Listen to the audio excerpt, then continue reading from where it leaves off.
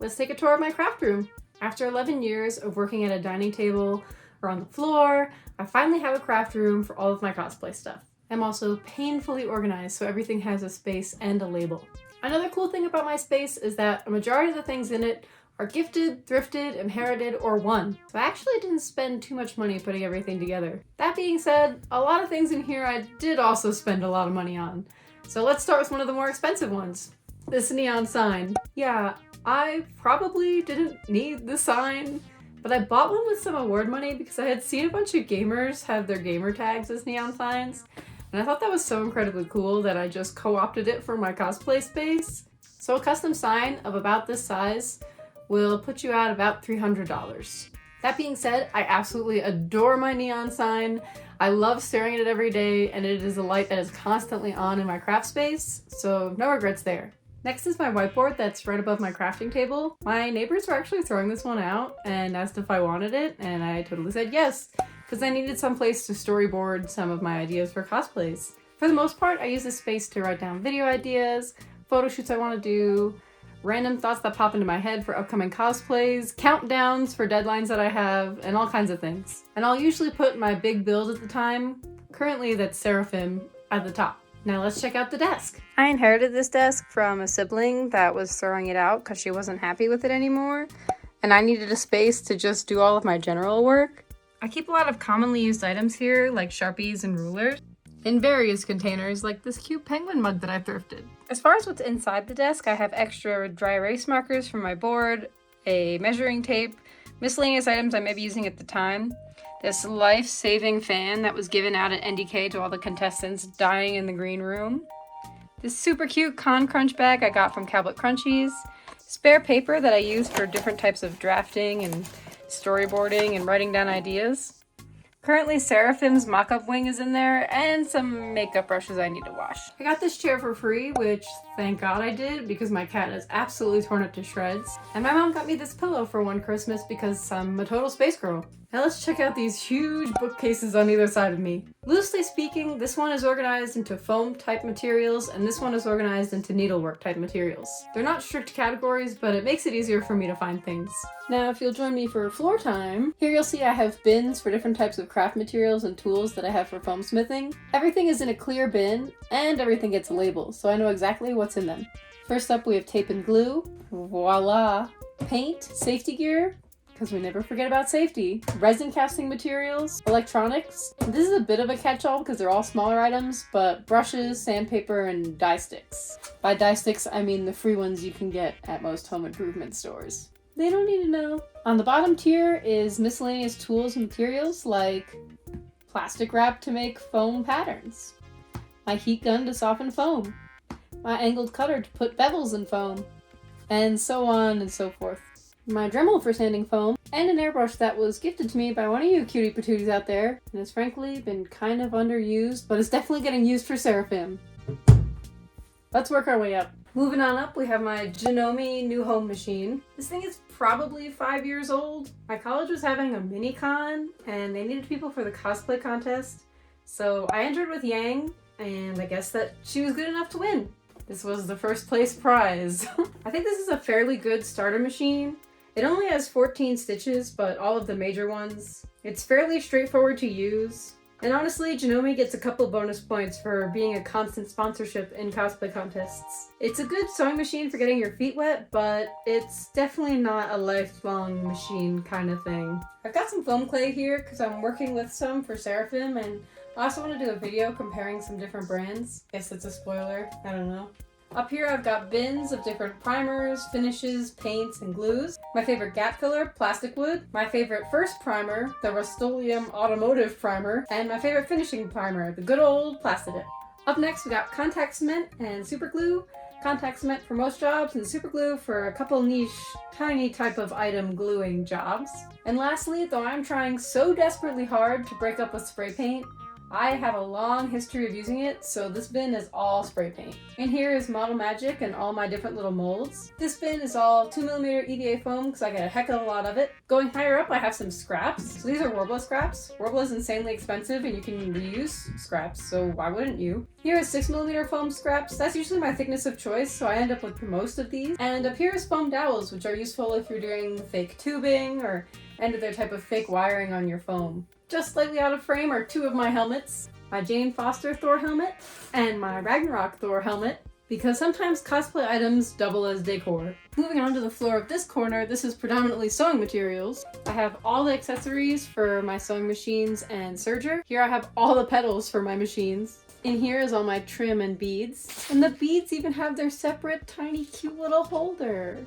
I thought that I would really hate beading, but when I tried it last year, it was just a really peaceful, rhythmic type of activity, so expect more beading in the future. Here's my leather working tools, which I consider a fairly new skill. And this is my rivets, boning, and chainmail. Last but not least, on the bottom tier is my extension table for my sewing machine, my little mini ironing board, my iron, Cricut accessories, and paper towels. I eat a lot down here, so there's a lot of spills. I was literally going to buy a different machine, but the guy at the store told me that this one could sew through like 8 layers of denim, and then did a demonstration, and I was blown away. And then I was sold. Moving on up, I have a bunch of extra pens and pencils for patterning, and my pinking shears for finishing the edges of garments. I also have a bunch of Sharpies for patterning, and a small miscellaneous bin for clips and different types of holders. Actually though, I kind of swear by these types of holders at conventions because you can just extend it when you need to show them your badge, and it's fairly discreet on your person, and it just clips on.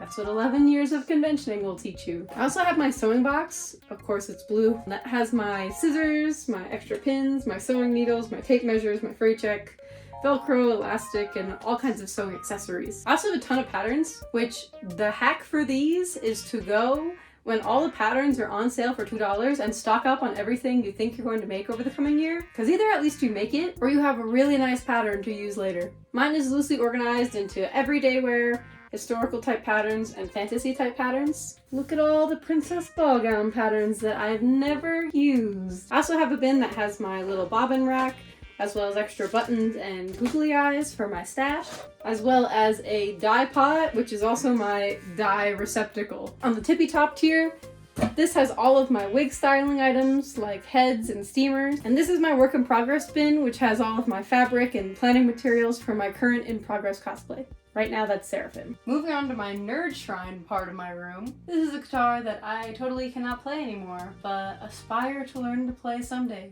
So now it sits here, reminding me to sign up for some freaking classes. Looking inside the cubbies themselves, these two pretty much make up my D&D storage. I used to be able to deny being a dice goblin, but after getting another pair this year, I think I have to admit that I have a problem. One of the funnier things that's in my D&D cubby is a dream dictionary. I dream pretty much every night, so my friends thought it would be funny to get me a dream book instead of me Googling what I dreamed the previous night to see what it means. Moving over, I have all of my tutorial books and magazines and a couple of nerdy books in here. Like I have Cowbutt Crunchy's book of cosplay ball gowns, a magazine that I was in, and all the Kyoshi books because Abrams Publishing sponsored me, so we love to see it. I've got kind of other themed cubes. This one has all my Marvel stuff like Thor and Spider-Gwen. This one is video games, though very much predominantly Fallout. And this is kind of my catch-all drawer that seems to have waifus and space things if we were to make a category. These bottom drawers are literally all just random knickknacks. Like a 3D printed octopus. Up next is my Brother Lock 1634 DX Serger. This is a fairly new piece of equipment for me, so I haven't been able to really push it to its limits. I have been able to learn to serge with it though, so from a beginner standpoint, 2 thumbs up. I also have all of my thread on this rack here. You're technically not supposed to store them out in the open because it can degrade the thread quality, but I'm an aesthetic or die kind of person. Moving up is my Ruby poster from my friend Ethan. It's signed by a good chunk of the Ruby cast, and this show has been the cornerstone of my nerdy experience for a couple years, so this is one of my prized possessions. And up top is a little medallion I got for winning Best in Show at COAF. I don't think the power armor needs an introduction. This hulking big thing is about 6 feet 5 inches tall and won first place in Masters at Non-Daisukan.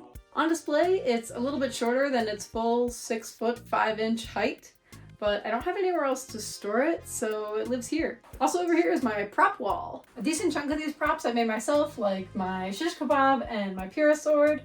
My Thor hammer was not modeled by me, but I printed and painted and assembled it myself. I also made the Thor Ragnarok swords. The one thing on here that wasn't made by me is my Pyrrha shield, graciously gifted to me by my friend Wayne at A7L Props, that was held by the Pyrrha.